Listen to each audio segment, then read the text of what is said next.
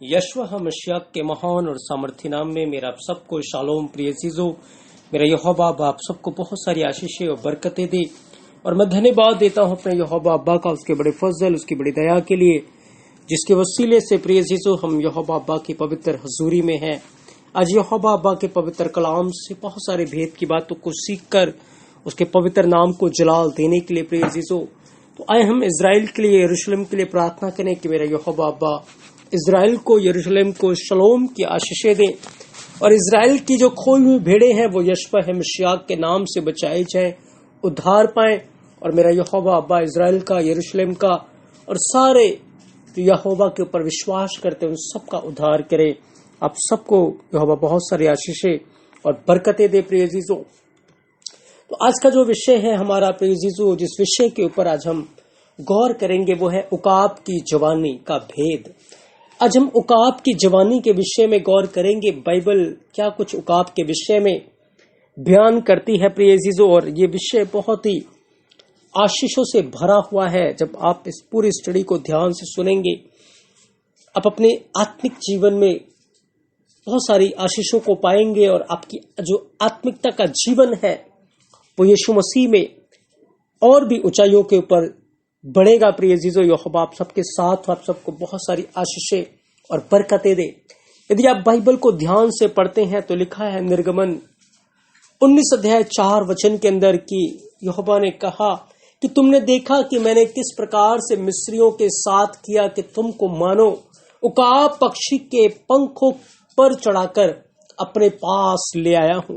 यदि आप बाइबल को ध्यान से पढ़ते हैं तो यहोवा ने अपनी तुलना जो है वो उकाब के साथ की है प्रिय अजीजों, और सच में उसने हमें बताने के लिए, क्योंकि वो उकाब नहीं है, पर उसने अपनी तुलना उकाब के साथ की है कि जिस प्रकार से उकाब पक्षी अपने बच्चों को किस प्रकार से वो अपने पंखों के ऊपर ले आता है, यहोवा कहता है मानो उकाब पक्षी के पंखों के ऊपर चढ़ाकर मैं तुम्हें अपने पास ले आया हूं प्रिय अजीजों। याद रखे, उकाब के अंदर बहुत सारी क्वालिटी है, बहुत सारी उसके अंदर अच्छी चीजें हैं प्रिय अजीजों, और उन अच्छी चीजों को यहोवा ने ही उकाब के अंदर रखा हुआ है। और बाइबल को जब हम ध्यान से पढ़ते हैं तो उकाब यहोवा का एक चरित्र, यहोवा का एक गुण को प्रकट करता है। और मुझे और आपके अंदर भी यहोवा चाहता है कि जिस प्रकार से उकाब के अंदर वो क्वालिटीज, वो गुण होते हैं, हमारे अंदर भी वो क्वालिटीज, वो गुण पाए जाएं प्रिय अजीजों, क्योंकि सच में हम यहोवा एलोहिम के बच्चे हैं। और जो यहोवा एलोहिम के बच्चे हैं, सच में यहोवा अपने बच्चों को उकाब के समान बनाता है। जब आप बाइबल के अंदर पढ़ते हैं, लिखा जो यहोवा की बाट जोते हैं वो नया बल प्राप्त करते जाएंगे, वो उकाबों की नाई उड़ेंगे, वे दौड़ेंगे और श्रमित ना होंगे, चलेंगे और थकित ना होंगे। इसीलिए आज हम उकाब के जीवन से बहुत सारी भेद की बातों को सीखेंगे प्रिय अजीजों। और जब आप भजन संहिता 103 अध्याय 5 वचन में कहता है, पढ़ते हैं, तो वहां लिखा है कि यहोवा अपने लोगों की जो यहोवा के ऊपर भरोसा रखते हैं, लिखा है उनकी जवानी उकाब के समान नहीं हो जाती है। तो आए हम जाने उकाब की जवानी का क्या रहस्य है, क्या भेद है प्रिय अजीजों। तो आप इस सारे विषय को बड़े ध्यान से सुने, और यदि आपके कोई भी डाउट है तो आप कमेंट करके हमें बता सकते हैं। और डिस्क्रिप्शन बॉक्स में हमारे व्हाट्सएप ग्रुप का लिंक है, आप उसके द्वारा जुड़कर भी आप यहोवा के नाम को जलाल दे सकते हैं प्रिय अजीजों। याद रखें, एक ऐसा दौर उकाब के जीवन में आता है जब उकाब बुजुर्ग हो जाता है, बूढ़ा हो जाता है प्रिय अजीजों। इतिहास ऐसा बताता है कि उकाब की जो उम्र है वो 70 साल की होती है, जो कि इंसान की उम्र की तुलना से बिल्कुल मैच करती है प्रिय अजीजों। और उकाब जब 40 साल का हो जाता है तो उसकी जो चोंच है वो बहुत ही आगे की ओर मुड़ने लगती है, जैसे कि आप देख रहे हैं, और उसकी जो चोंच है वो आगे की तरफ झुकने लगती है, जिससे वो अपने शिकार को पकड़ने में असमर्थ महसूस करता है, शिकार को तेजी से पकड़ नहीं पाता, क्योंकि उकाब क्या करता है, वो दूर से ही अपने शिकार को अपने चोंच में पकड़ लेता है या अपने पंजे में पकड़ लेता है प्रिय अजीजों, और उसकी चोंच का एक बहुत अहम रोल होता है। दूसरी बात, उसकी जो पंख है वो बहुत भारी हो जाते हैं, जिससे वो पहले के समान उड़ान भरने में असमर्थ महसूस करता है और उसको परेशानियों का सामना करना पड़ता है। तीसरी जो चीज है, उसके जो पंजे हैं वो बहुत ही ज्यादा वीक हो जाते हैं, उनके पंजों में पकड़ नहीं रहती प्रिय अजीजों उस प्रकार से, और अब वो अपने शिकार को अपने पंजों में दबोचने में असमर्थ महसूस करता है, शिकार छूट सकता है। और ऐसे हालात में, ऐसी परिस्थिति में उसके पास और कोई चारा नहीं बचता कि या तो वो अपने जीवन को त्याग दे, अपने जीवन को खत्म कर दे, या फिर वो मरे हुए भोजन को खाकर अपना जीवन का गुजर बसर करे, क्योंकि उकाब की एक खासियत है कि वो कभी भी मरा हुआ भोजन नहीं खाता, वो खुद शिकार करता है और उसी भोजन से वो अपना पेट भरता है। तो अब जब वो बुजुर्ग हो गया है, बूढ़ा हो गया है, तो वो अपनी क्वालिटी को त्याग कर गिद्ध के समान बन सकता है और वो दूसरों के द्वारा मारे हुए या खुद से मरे हुए भोजन के ऊपर आश्रित हो सकता है।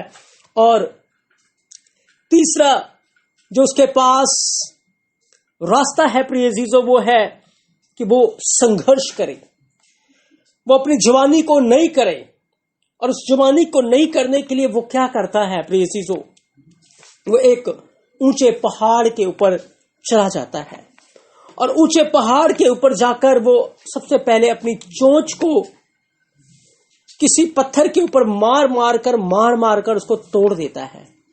और ये उसके लिए बहुत पीड़ा से भरा हुआ होता है, बहुत दर्दनाक होता है, बहुत ज्यादा पीड़ादायक होता है। और जब उसकी चोंच टूट जाती है पूरी तरीके से, फिर वो नई चोंच के आने का वेट करता है, और नई चोंच जब उसकी आ जाती है, वही पैनी और शार्प चोंच, उसके बाद वो अपने जो पंजे हैं उनको भी मार मार कर तोड़ देता है, लहू लुहान वो हो जाता है, और फिर वो उनका भी वेट करता है कि वो पंजे आए। उसके बाद वो अपने पंखों को निकाल देता है, नोचता है, और पूरा जो उसका शरीर है वो लहू लुहान हो जाता है। और इस प्रक्रिया में तकरीबन उसको 150 दिन लगते हैं फिर से एक नई जवानी को हासिल करने के लिए प्रिय अजीजों। और उसके बाद उसको नए पंख मिलते हैं, नई चोंच मिलती है, नया पंजा आ जाता है, और फिर से वो पहले के समान जवान हो जाता है, और फिर से वो अपने शिकार को पकड़ने में सामर्थ्य हो जाता है, और वो शिकार करके वो फिर से खा सकता है, पी सकता है प्रिय अजीजों। अब हम ये देखेंगे कि ये सारी बातें हमारे आत्मिक जीवन के साथ कहां पर जुड़ती है प्रिय अजीजों।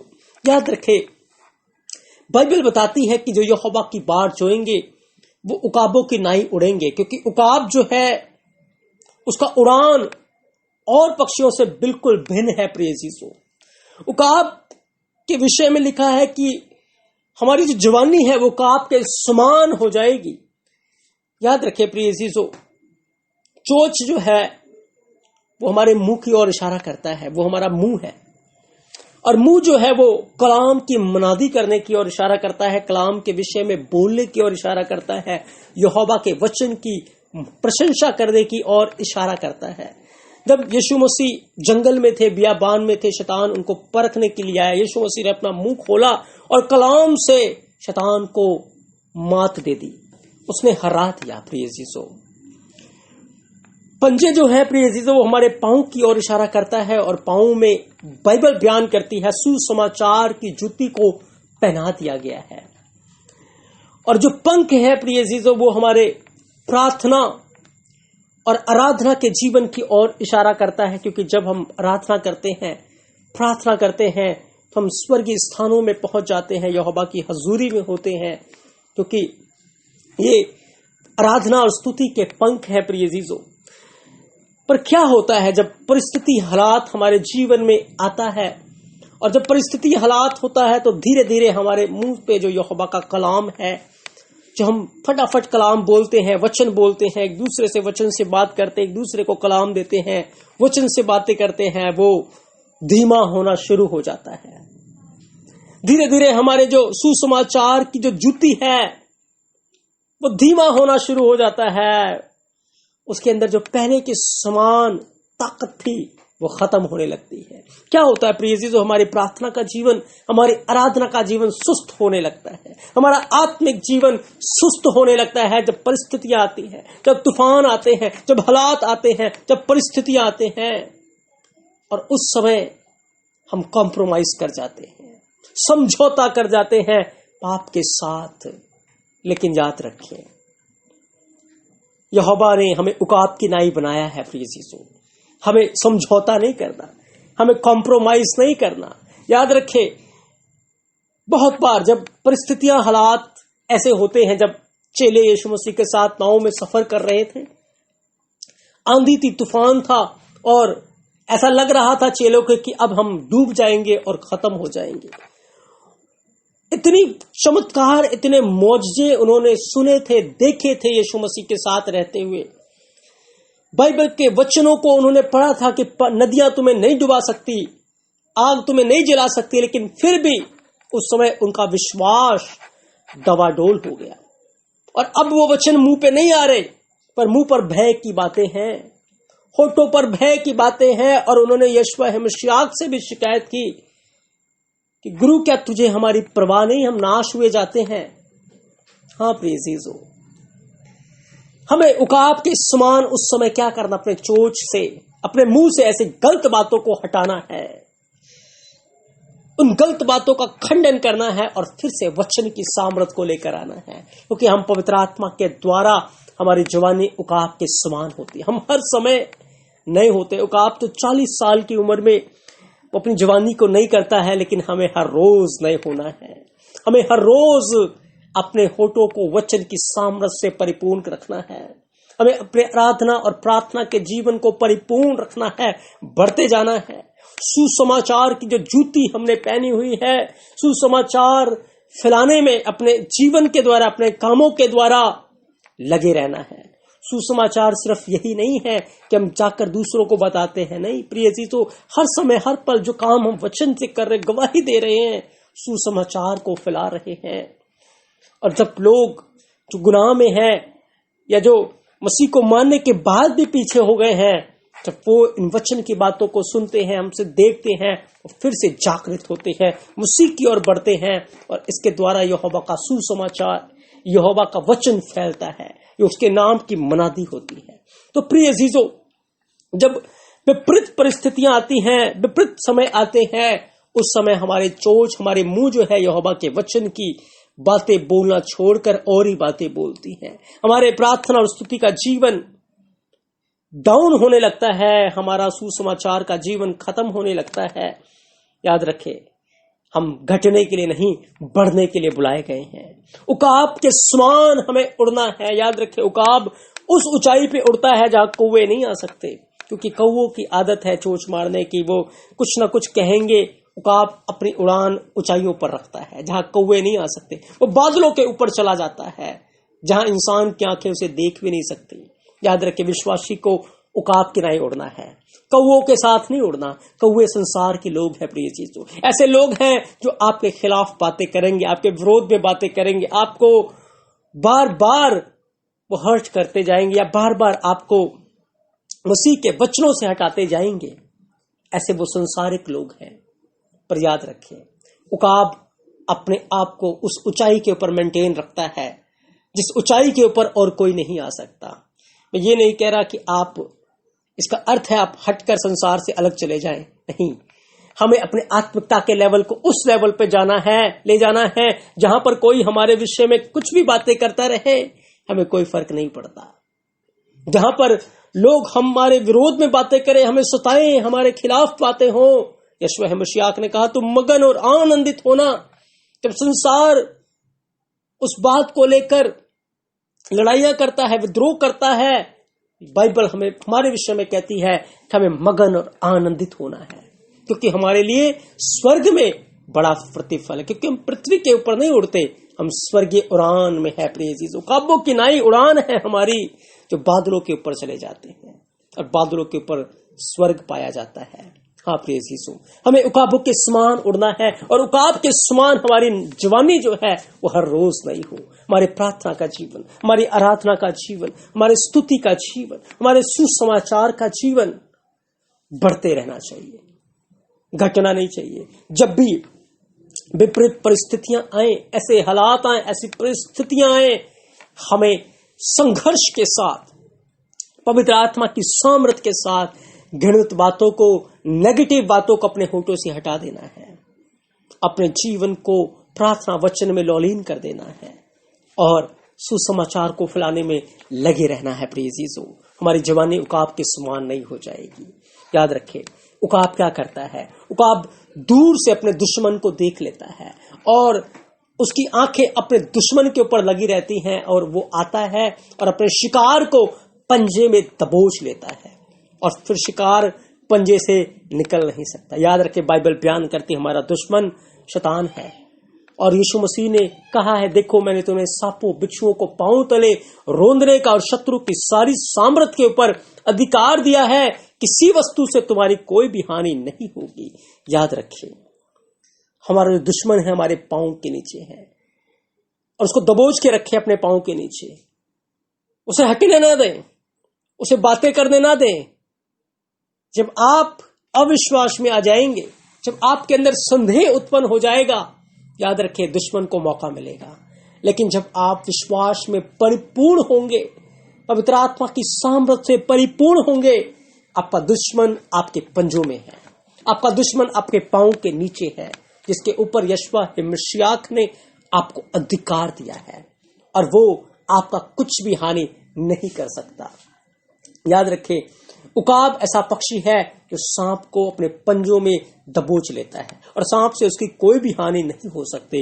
याद रखें, कलीसिया की हानि सांप नहीं कर सकता या शैतान नहीं कर सकता, क्योंकि यीशु मसीह ने हमें उसके ऊपर जय दिया है, अधिकार दिया है कि उससे हमारी कोई भी हानि नहीं होगी। हमें डरने की, घबराने की जरूरत नहीं है। मौत और पताल यीशु मसीह की कलीसिया के ऊपर फतेह नहीं पा सकते प्रिय अजीजों। इसीलिए आज का कलाम, आज का वचन जब हम सीख रहे हैं, हमें अपने होठों को यहोवा के वचन के मनन के लिए, मनादी के लिए, उसके महिमा के लिए लगा के रखना है। हमारे पंख हमारी प्रार्थना और स्तुति का जीवन है। हमारे पंजे सुसमाचार की जूती को पहने हुए हैं और उसी पांव के नीचे दुश्मन है जिसने सुसमाचार की जूती को पहना हुआ है। और सुसमाचार की जूती को पहनने का अर्थ है जिसका जीवन यीशु मसीह के वचन से परिपूर्ण है, वो चलता फिरता यीशु मसीह का गवाह है। क्योंकि यीशु मसीह ने कहा, जब पवित्र आत्मा तुम पर आएगा तुम सामर्थ पाओगे, यरूशलेम, यहूदिया, सामरिया और पृथ्वी के छोर तक तुम मेरे गवाह ठहरोगे।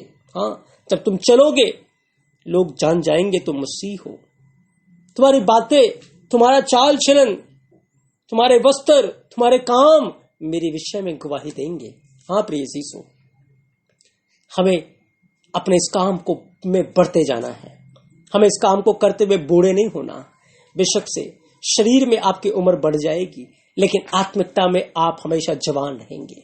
आत्मिकता में आप हमेशा जवानी में बढ़ते जाएंगे, आपका बल बढ़ता जाएगा। आप प्रिय यीशु, उकाबों के समान। तभी बाइबल बयान करती है हमारी जवानी उकाब के समान होगी, हमारी उड़ान उकाब के समान होगी। जिस प्रकार से उकाब अपने शत्रु को या अपने शिकार को पंजे में दबोच लेता है, हाँ हमारा दुश्मन हमारे पांव के नीचे है, मौत हमारे पांव के नीचे है। यीशु मसीह ने मौत को हरा दिया है, उससे हमें डरने की या घबराने की जरूरत नहीं है। यदि आप डरेंगे, घबराएंगे, याद रखें वो गलत विचारों को लेकर आ जाएगा और आपके होठों से जहां से यहोवा की मनादी हो रही थी वहां से अविश्वास की बातें होना शुरू हो जाएंगी।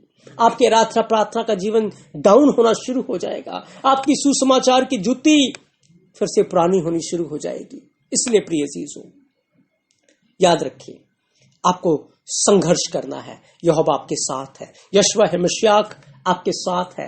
आपको अगर होठों के ऊपर गलत बातें आ रही हैं, तोड़ दीजिए, उनको हटा दीजिए। अगर सुस्ती आ रही है प्रार्थना और वचन में, याद रखें उन भारी चीजों को हटा दीजिए, सुसमाचार की जूती को पहन कर रखें, ताकि आपकी जवानी उकाब के समान हर समय नई रहे। प्रिय चीजों, मैं विश्वास करता हूं आज का वचन आपके लिए बहुत सारी आशीषों से, बरकतों से भरा हुआ है। और यदि आपके कोई भी डाउट है, आप कमेंट करके हमें बता सकते हैं। आज के भाग में, आज के इस पार्ट में हमने कई चीजों उकाब की जवानी के विषय में सीखा है और किस प्रकार से ये बातें आज हमारे जीवन के साथ मैच करती हैं, जुड़ती हैं। प्रिय चीजों, तो मेरे यहोवा अब्बा आप सबके साथ हो, आप सबको बहुत सारी आशीषें और बरकतें दे, आप यहोवा में बढ़ते जाए। आप सबको शालोम, यहोवा आप सबके साथ हो। आमीन।